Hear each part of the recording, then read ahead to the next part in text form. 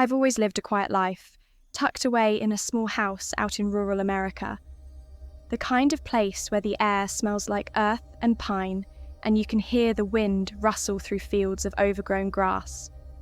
I worked odd jobs, nothing steady, just enough to keep me afloat.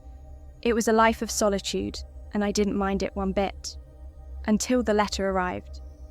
It was from the Department of Energy, a crisp white envelope that stood out like a bone in the dirt. Inside, a notice claimed I owed $5,000 due to an inexplicable spike in my energy consumption. The words seemed absurd. I lived alone, cooked sparingly, and had no gadgets beyond the essentials. I knew there was no way I could, or should, owe that kind of money. I called to protest, and the energy company sent out a couple of gruff men in hard hats. They checked the meter, shrugged, and told me everything looked fine. No errors, no tampering, no explanation. Their indifference sparked something in me, an itch I couldn't ignore. The next morning, I grabbed a shovel and started digging. If they couldn't find the problem, I'd find it myself. My neighbours weren't the nosy kind, but I couldn't shake the idea that maybe one of them had tapped into my line. As I dug into the dry earth in front of my house, the first clue emerged. A strange, slimy cord fused to my main power line. At first, I thought it was just an old, decayed cable, until I touched it. It wasn't rubbery or plastic. It pulsed. It felt alive.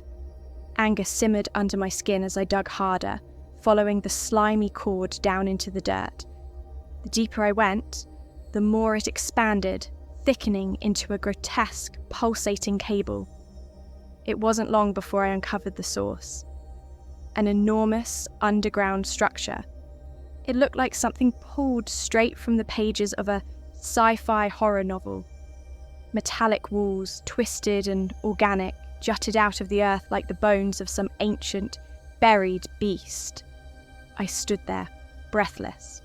There was no way one of my neighbours had cobbled this thing together. This was something else entirely. Curiosity overpowered fear. I stepped inside. The air inside the structure felt wrong. Too heavy, too charged. The walls glowed with a sickly green light, and the hum of energy filled my ears.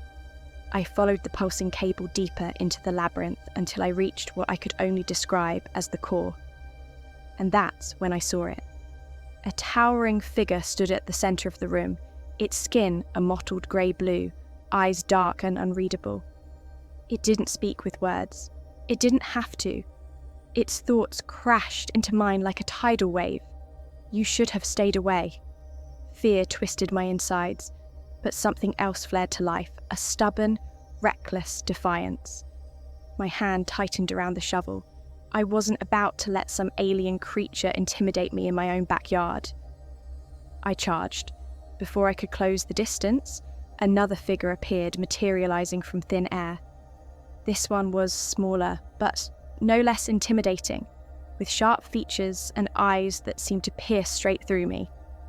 "This is not wise," it communicated, its tone colder than the grave. "We have travelled billions of light years to this planet. Our mission is not yours to disrupt." My mind raced, and for once, I listened to the screaming voice of self-preservation. I lowered the shovel. My heart thundered in my chest, but I managed a single nod. The larger alien's expression remained impassive, but I felt the tension in the air lessen. "We will not harm you," it conveyed, "but you will not interfere." I swallowed hard. "What do you want from me?" "Harmony," it responded. "Your energy sustains us. In return, you will not want for power." And that was it. No threats, no grand displays of dominance, just a simple bargain. Now, weeks later, we coexist. My electric bills have vanished, replaced by a limitless, unseen energy source. The structure remains hidden beneath the earth, and I've learned not to question it. I've seen what's beneath my feet, and I know better than to dig again. Despite the uneasy truth, there are moments when I still feel the weight of what's buried beneath my home. Sometimes, late at night, I'll hear a low hum rising from the earth. It's faint, but it worms its way into my dreams, filling them with images of alien landscapes and incomprehensible machines. One night, I woke up drenched in sweat. My dreams had been vivid, an endless expanse of black sky dotted with unfamiliar stars, and a procession of the towering beings marching across an alien horizon. They were headed somewhere, their expressions grim with purpose. I went outside to clear my head, but as I stood on my porch, the earth beneath my feet trembled. It was subtle, barely noticeable, but enough to set my nerves on edge. Something was happening down there. The next day, I tried to ignore it. I busied myself with chores, scrubbing the kitchen counters until my fingers ached and mowing the patchy lawn. But the feeling wouldn't leave me. By sunset, I found myself standing over the spot where I'd first uncovered the slimy cord. My shovel leaned against the house, but I didn't dare touch it. That night, the humming grew louder. Unable to sleep, I paced the house. The air felt electric, charged with an energy I couldn't explain. Just before dawn, a sudden flash of green light erupted from the ground outside, illuminating my bedroom with an eerie glow. I rushed to the window, heart pounding. The structure had partially surfaced. Metallic tendrils snaked out from the earth, pulsing with energy. I could see figures moving within the glow, the same towering beings I'd seen before. They were doing something, working, adjusting, building. Panic clawed at my throat, but just as quickly as the light had appeared, it vanished. The tendrils retreated, leaving no trace of their presence. The earth settled, and the night returned to its oppressive stillness. The next morning, I stood in my yard, staring at the undisturbed soil. It was as if nothing had happened, but I knew better. They were still down there, and whatever they were doing wasn't finished. Weeks passed. The humming became a constant background noise in my life, like the ticking of a clock counting down to something inevitable. I'd catch glimpses of movement at the edges of my vision, shadows that disappeared when I turned my head. One afternoon, as I sat on the porch, the smaller alien appeared again. It didn't speak this time, but its message was clear. Do not interfere. I nodded, swallowing my questions. There was no use in asking. Whatever they were here for, I was just a bystander, a witness to something far beyond my comprehension. Now, I go about my days as if everything is normal. The sun rises, the birds sing, and life continues. But beneath the surface, something stirs. And deep down, I know the peace won't last forever. A month passed, and the unease settled into a constant presence in my life.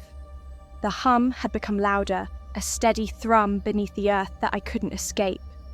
Even the animals around my home had noticed.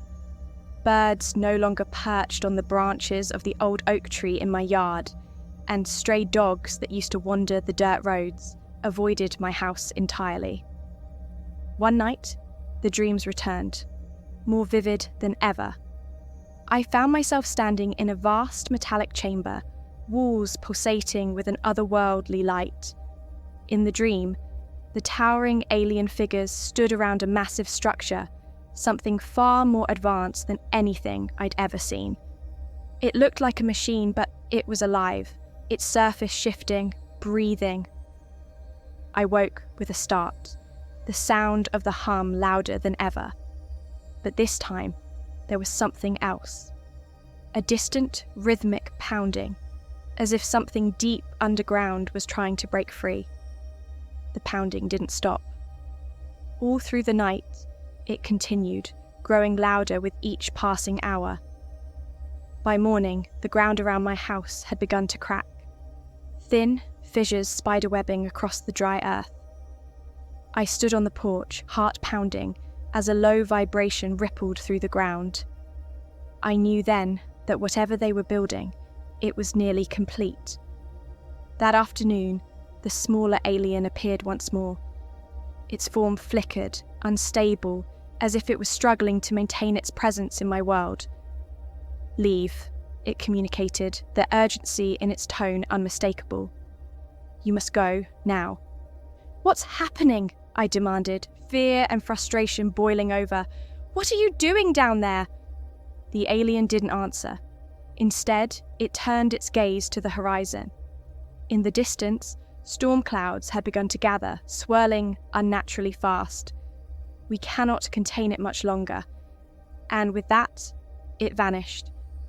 I didn't waste any more time. I grabbed what few belongings I could carry and threw them into my truck. The sky had darkened and the air felt thick with impending doom. As I drove away from my home, the ground trembled beneath my tires, the fissures widening into gaping cracks.